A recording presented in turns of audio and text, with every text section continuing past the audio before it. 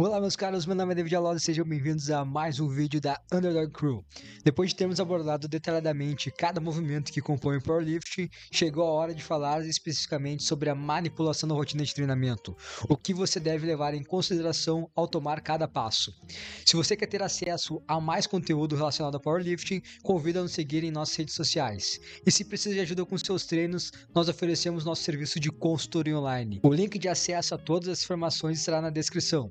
Vamos ao vídeo. A especificidade é um dos pilares importantes para a força. Isso porque, diferente da hipertrofia muscular, a força não é apenas uma adaptação, mas sim uma habilidade. Ou seja, é necessário que você pratique algo específico para assim aperfeiçoar suas habilidades e se tornar mais forte naquela determinada demanda.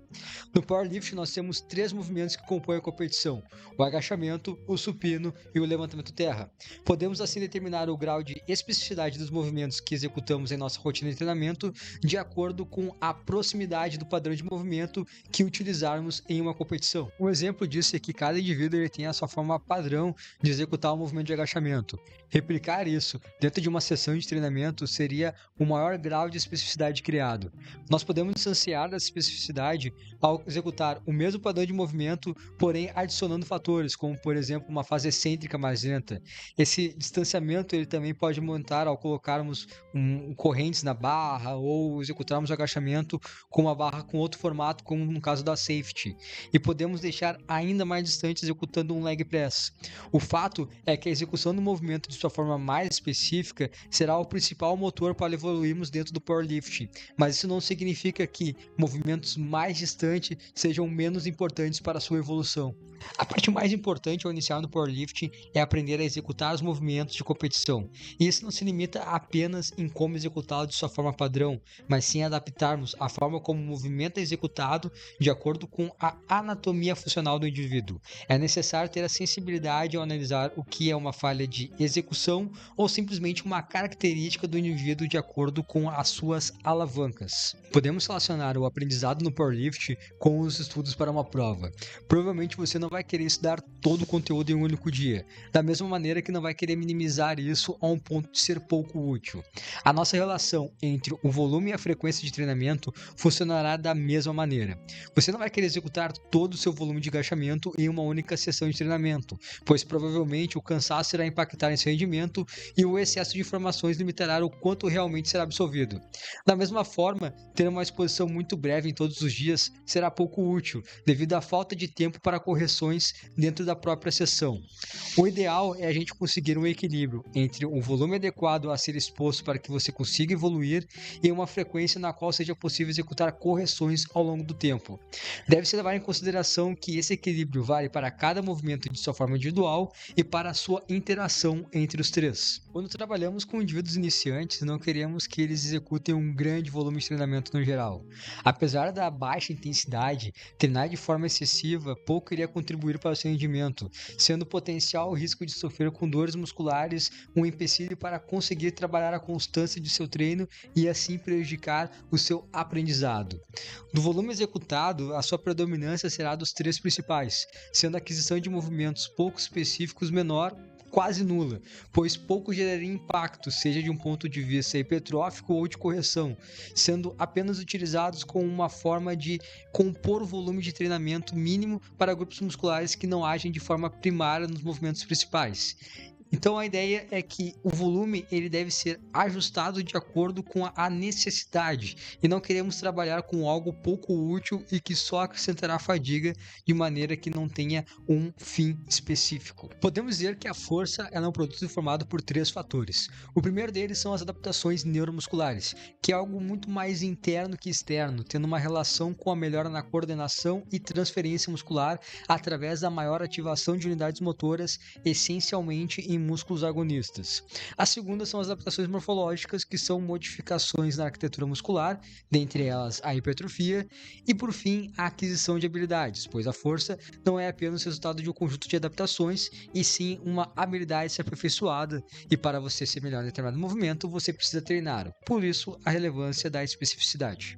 Ao decorrer do tempo, é normal você acrescentar exercícios menos específicos e começarem a se preocupar um pouco mais com o volume exercido sobre os grupos musculares, para, desta forma, conseguir um ganho maior de hipertrofia muscular e fortalecer possíveis grupos musculares que não estejam suportando a demanda de trabalho dos movimentos principais.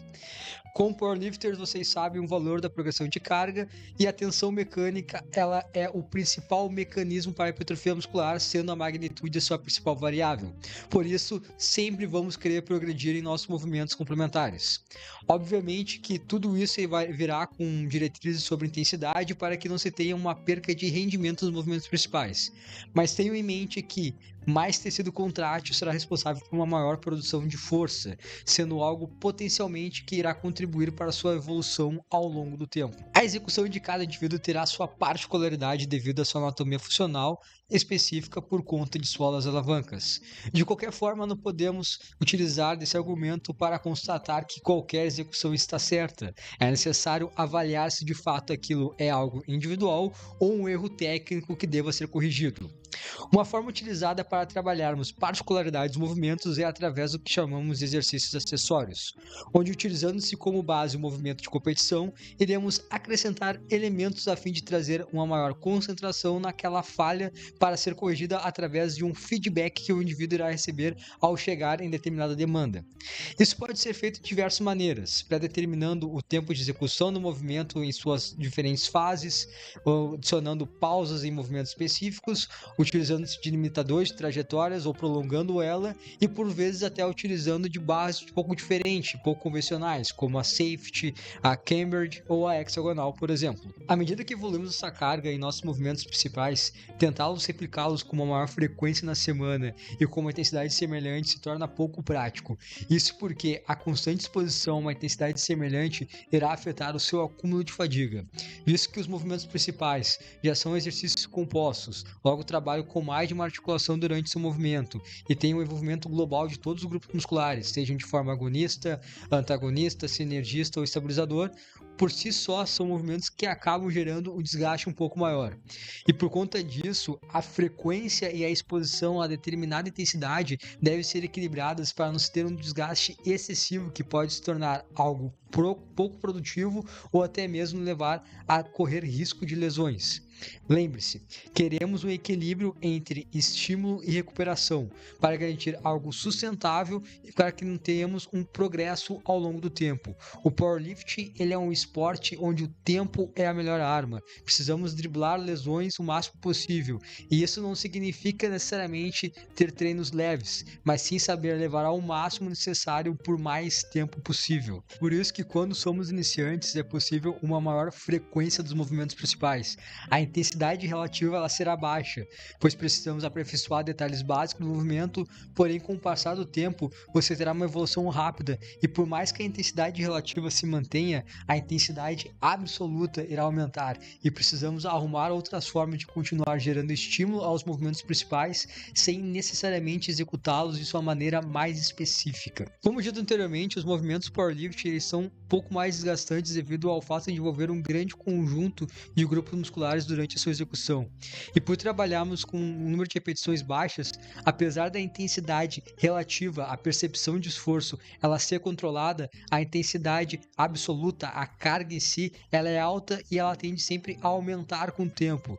E quando isso é mal equilibrado, existe um potencial risco para desgastes articulares e por ser movimentos que lidam com diversos grupos musculares ao mesmo tempo, nem todos são utilizados de forma primária, o que pode potencialmente ocasionar certos desequilíbrios musculares. E como cada repetição em nossa série são sensíveis e necessitam de nossa total concentração, qualquer desvio mais acentuado do movimento pode ocasionar um estresse maior em determinada musculatura, o que potencialmente pode gerar desconforto. Por conta disso, exercícios complementares, onde trabalhamos grupos musculares de forma isolada, seja através de movimentos realizados em máquinas ou halteres, nos permitem ter uma diminuição no impacto causado pelos principais e também, ao trabalhar determinados músculos de forma isolada, acaba dando um suporte necessário para que na execução dos principais eles não sejam sobrecarregados de maneira na qual não consigo lidar com a demanda. É comum encontrarmos blocos voltados apenas para a hipertrofia como uma transição para a fase específica. Só que nós, Underdog Crew, não trabalhamos exatamente dessa maneira. Acreditamos que a hipertrofia em si estará presente durante toda a periodização, pois ao preparar o treinamento acessório para determinado movimento, estamos também pensando em como ajustar um volume adequado para grupos musculares específicos, além dos exercícios de correção. É importante ter em mente que um físico balanceado ele é importante para garantir que não haja elos mais fracos ou até mesmo na prevenção de lesões. Então, os conceitos que envolvem hipertrofia muscular elas estarão presentes na periodização. Obviamente que o nosso foco ele não é nos tornarmos fisiculturistas. O trabalho será voltado para o aumento de força e fatores que potencialmente irão ajudar. Porém, existem diversos casos dentro do powerlifting de indivíduos que têm um físico bem desenvolvido, só que ainda o foco não é o bodybuilding. Então, a intenção nunca é ficar extremamente seco. Isso só vai acontecer se for o caso do cara bater o peso para uma determinada categoria, mas não necessariamente por algo voltado para o estética em si. E vale citar que até mesmo atletas de categorias maiores, apesar do alto percentual de gordura, eles apresentam um grande percentual também de massa muscular. Um exemplo disso foi o trabalho feito com o Ray Williams, que ele é um atleta de 170 quilos, porém quase 140 quilos são de massa muscular. Mas voltando ao ponto do tópico, apesar de não ser trabalhado necessariamente uma fase exclusiva para a hipertrofia muscular, existe casos no qual nós iremos trabalhar um período onde não há tanta especificidade, o que é conhecido como bloco pivô. Normalmente a gente vai trabalhar ali depois de uma competição ou de uma simulação de uma ou até mesmo um final de um bloco mais pesado. E esse período ele tem mais um intuito em a gente trabalhar variações diferentes para não ter uma intensidade absoluta tão alta. Então, se você tem como predominância o agachamento low bar, a gente vai fazer um agachamento high bar. Se você tem como predominância um terra convencional, a gente pode optar por utilizar um sumo para ter essa diminuição dessa intensidade absoluta. Enfim, é um momento no qual iremos focar em fatores que deixamos um pouco de lado nas fases mais específicas e também com uma forma de recuperação. Porém, esse período ele não tende a ser tão longo. Normalmente a gente trabalha ali de 1/3 do tempo destinado para o bloco mais pesado. Mas isso tudo depende isso tudo depende de avaliação, ver o quanto realmente é necessário e por que isso está sendo feito, não simplesmente fazer por fazer. Dentre os 3 movimentos que compõem o powerlifting, o levantamento terra e o agachamento são os mais desgastantes quando comparados com o supino. Isso porque, apesar de serem movimentos diferentes, as alavancas utilizadas são as mesmas e é necessário que haja um equilíbrio não somente no estresse causado para o próprio movimento dentro da sua rotina de treinamento, mas também em sua interação com o restante dos movimentos principais. Então, por conta disso, é necessário encontrar um volume, intensidade e frequência ideal para cada um dos movimentos, onde se garante também a evolução dos 3. Todas as informações necessárias para você conseguir um melhor equilíbrio entre os 3 movimentos, tu vai adquirir ela através de observações feitas durante a progressão do indivíduo. Um exemplo meu próprio é do meu agachamento e do meu terra. Por muito tempo, o 1RM dos dois foram o mesmo. Só que a minha capacidade de recuperação entre eles era totalmente diferente. Eu podia fazer a mesma carga para ambos, só que era diferente. O terra eu era mais lento, ele me desgastava mais, eu não conseguia repetir ele com tanta frequência da mesma forma que era o agachamento, que era um movimento mais fluido. E isso tem muita relação com as minhas alavancas. O meu corpo, a projeção do meu corpo em si, ela não é muito boa para o movimento em terra, quanto ela é para o agachamento. Então, por mais que o meu potencial, a minha carga máxima de ambos fossem iguais, o desgaste de cada um deles é diferente. O agachamento eu poderia fazer em uma frequência maior que do terra e não gerar nenhum tipo de efeito prejudicial para sessões de agachamento e para sessões de terra ou qualquer que fosse outro treinamento. Enquanto que o terra, sim, ele poderia, dependendo do volume que eu fizesse naquela determinada sessão, ela poderia ser um problema para ela mesmo e também posteriormente, tanto para o próximo terra quanto para o próximo agachamento e até às vezes até mesmo para o próprio supino, que normalmente o supino em si, ele não é um movimento que vai gerar assim tanta influência pelo agachamento pelo terra, só que pode acontecer. Às vezes tu vai ter um desgaste maior no terra, tu vai ter uma dificuldade de fazer um arco, talvez ali por conta da tua pegada no agachamento, tu sinta um pouco de desconforto no ombro, no cotovelo e no punho, e isso de alguma forma acaba prejudicando o teu supino. Só que normalmente essas modificações são feitas, elas podem ser feitas adaptações e também o maior desconforto será dentro da própria sessão. Normalmente isso não se prolonga tanto tempo, mas de qualquer forma, isso são tudo formas de ser trabalhada, e para isso você precisa observar e ver a progressão, como será feita, para conseguir assim captar pequenos detalhes individuais de cada pessoa. Então vale lembrar que cada movimento ele pode apresentar uma relação de intensidade absoluta e relativa diferente.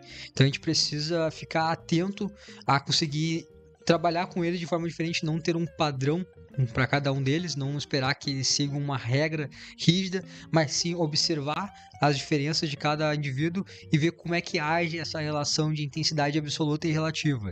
E também vale lembrar que essa relação ela não está apenas entre os lifts principais, mas também quando analisamos o volume como um todo, considerando assim exercícios acessórios e também complementares.